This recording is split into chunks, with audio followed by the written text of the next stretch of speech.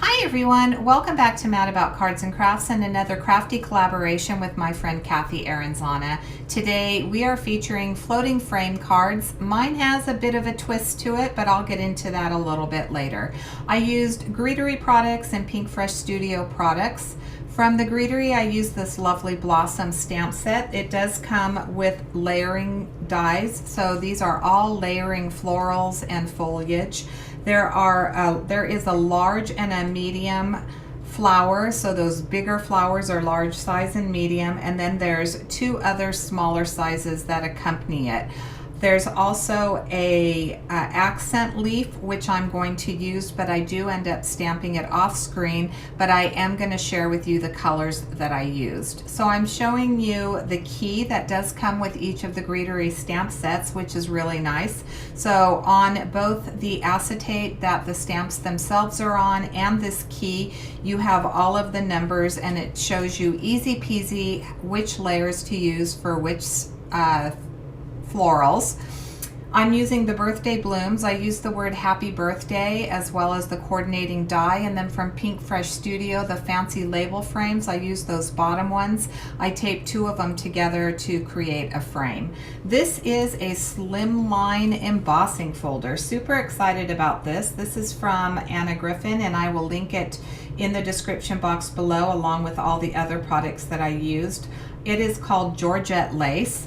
From Pink Fresh Studio, these are the inks that I used. I'm going to bring in the card real quick and show you. For that floral cluster right there, I used Tidal Pond and Aquamarine. For the coral colored one, I used Coral Reef and Passion Fruit. For the lavender one, I end up using Candy Violet and Lavender. For the small floral, I used Ocean Breeze and Aquamarine. And then for the leaves, those freestanding right there, I used Mint and Mermaid.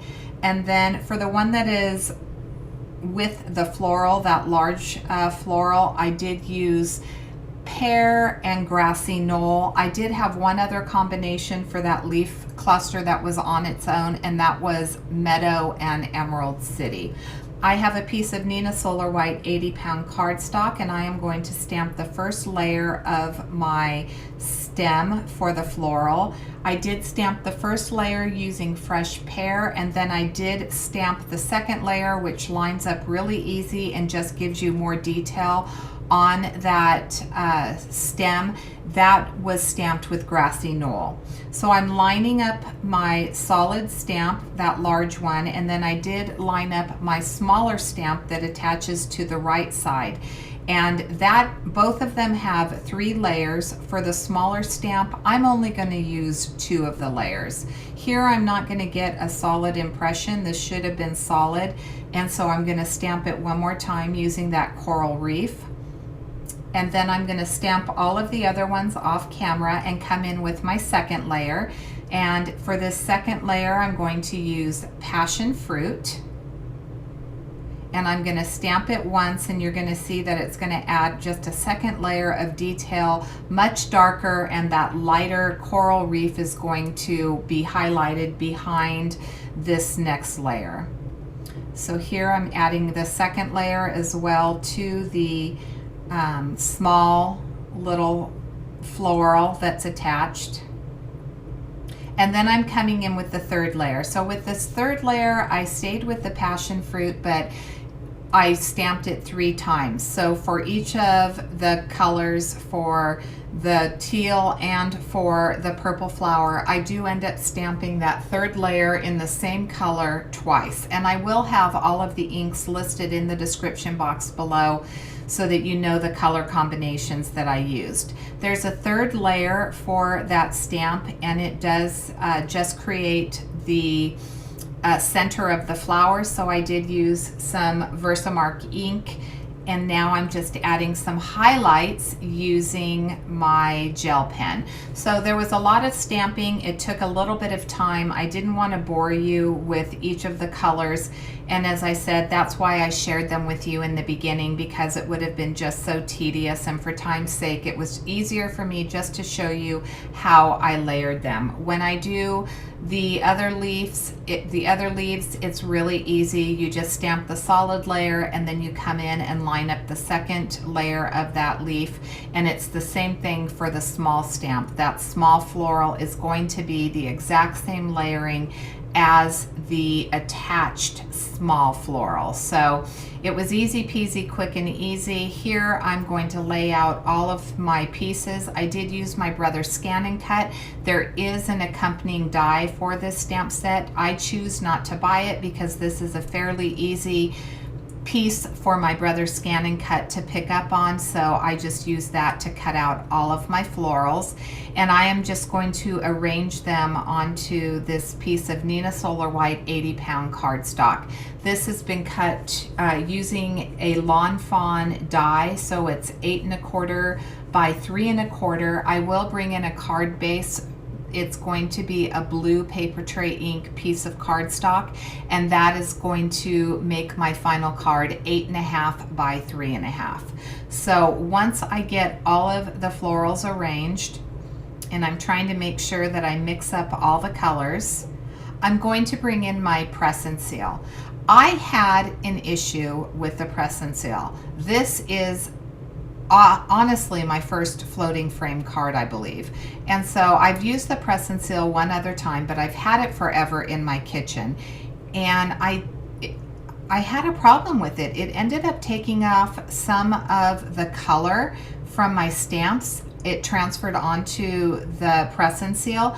I have never seen that happen to anybody using it when I've watched videos, but it did happen to me. It didn't ruin the stamp at all, and you can't tell where the ink came off, but it did. There was, I don't know if the ink wasn't completely dry in some of the spots, but it did end up coming off, and I just wanted to warn you that that is a possibility. Make sure that you're very careful when you're removing that press and seal.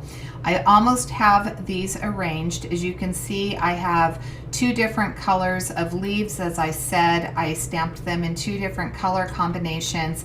I love the Pink Fresh Studio ink. It's so easy to mix and match the colors, the way that they produce their ink, so they bring them out in colors of 4, and so it, just like Altenew, it just makes it easy when you have layering stamps to find perfect combinations. So here I'm getting my last one on. I'm making sure that none of the pieces are touching, but I'm trying to fill up as much white space as possible without making it look too cluttered. I wanted to try to find a nice balance, and I think I was able to do that. And that last one I'm not going to end up using. You can see to the right that I have a small frame that I cut out for reference purposes. I ended up going with a bigger frame because I just, well, one, because the stamp set that I decided to use for my sentiment ended up being a little bit bigger, but 2, I just thought that it was a little bit too small for the area that I was looking for. So here I'm carefully adding and moving back my pieces, and then I'm going to press it on, and then I will bring in that frame. So you'll see that I did take 2 larger dies from the fancy label frames, and I did tape them together. Here I'm going to trim everything down, so all of that overhang and all of those little pieces, some of them I'm going to use to fill in some spots that I wasn't sure whether or not I was going to be able to have enough room to add into some of these white spaces. So some of the white spaces are, I would say, like a medium size, like on the edges of the card, and I wanted to fill it in, but I wasn't sure whether or not I was going to have the right size pieces, and I end up having them. So you'll see in just a minute that I will add a couple more pieces to this on the, I believe it's the right side, and then one at the bottom, and then I'll take that loose leaf that I have there on the upper right, and I'm going to use that one as well.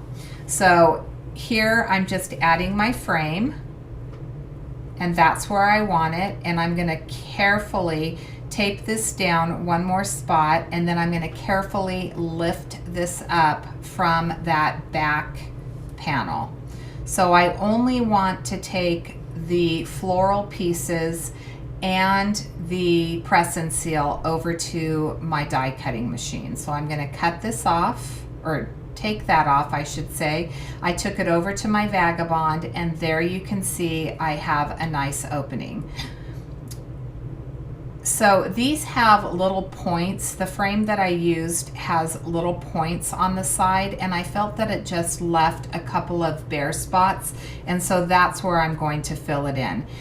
I decided that I wanted to take that piece of Neenah Solar White cardstock and I wanted to emboss it, and I took it over to my machine and I used my embossing sandwich, and I did end up embossing it, but that was where I didn't think things through, because typically with a floating frame, you're gonna stamp.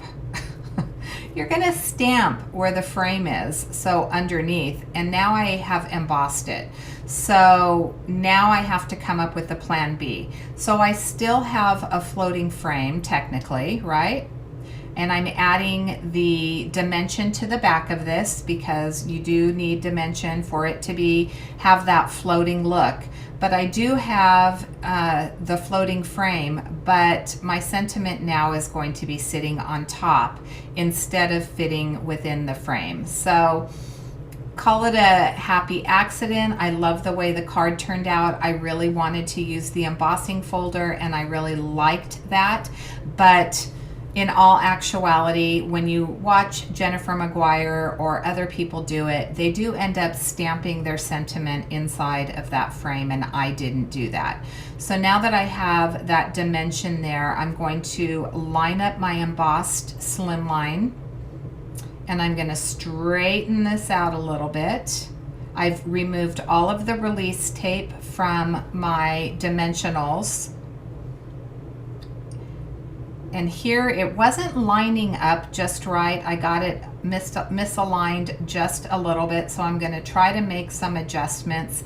I'm going to find that some of the adjustments can't be made, but I can move some of the florals, and so that's where I start moving in some additional pieces. That one down at the bottom, you can see the coral colored piece, it really isn't lined up. That one was easy for me to move. And then here is where you're going to be able to see that I'm going to get, when I ran it through the die cutting machine, see that transfer? I don't know how that happened. I thought that I had ripped the paper, but fortunately I didn't. It just lifted a little bit of the ink. There are no light spots and dark spots. It really, you know, you really can't tell where it lifted the ink, but warning, it will do that. So I'm trying to be as careful as I can, trying not to lift up any more ink. And there you have it. So I did stamp out my sentiment. I used the Ocean Breeze ink, and I stamped out the happy birthday, and I die cut it.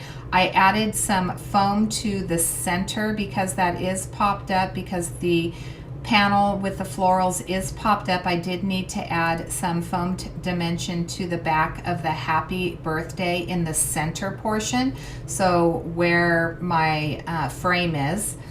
And I'm going to do that, and I'll show you it in just a moment. Here's where I'm just filling in some of those spots with that leaf cluster that I had, and that's just taking up more of that white space, making the pieces look like they're connected together. If you haven't subscribed to Cathy's channel, I would love for you to head over there and take a look at her video and subscribe. She is an awesome creator. I've said this many times, and I will have her video linked in the description box below. We don't share our cards with each other prior to doing these collaborations, so I absolutely love when these collaborations happen and I get to go over and watch and see how she interpreted our challenges. You'll notice that when I did put that one leaf over there, I don't know if I I think I'm gonna, yep, I move it and I cut it down because it was hanging over into the frame. Even though my words are going to be stacked on top of my frame, I still wanted to make sure that it looked like a frame underneath. And here's where I'm adding that little bit of foam. And you know, really the most time consuming part, obviously doing layering stamps, it was a little bit more time consuming than it normally would be, but also putting the dimension on, adding that dimension to the back of the floating frame, that probably was the most time consuming part of this whole project. So once I get these down, that is pretty much going to be my card for today. I'm going to show you a final look of at my card. Again, head over to Cathy's channel. Make sure if you haven't subscribed that you do subscribe. If you haven't subscribed to my channel, I would love for you to do so. Ring the bell so you're notified whenever I do upload a video. I will have the links to all the products in the description box below, as I said. And until next time, I hope that you have a fabulous day. Thanks for taking the time to watch. See you next time.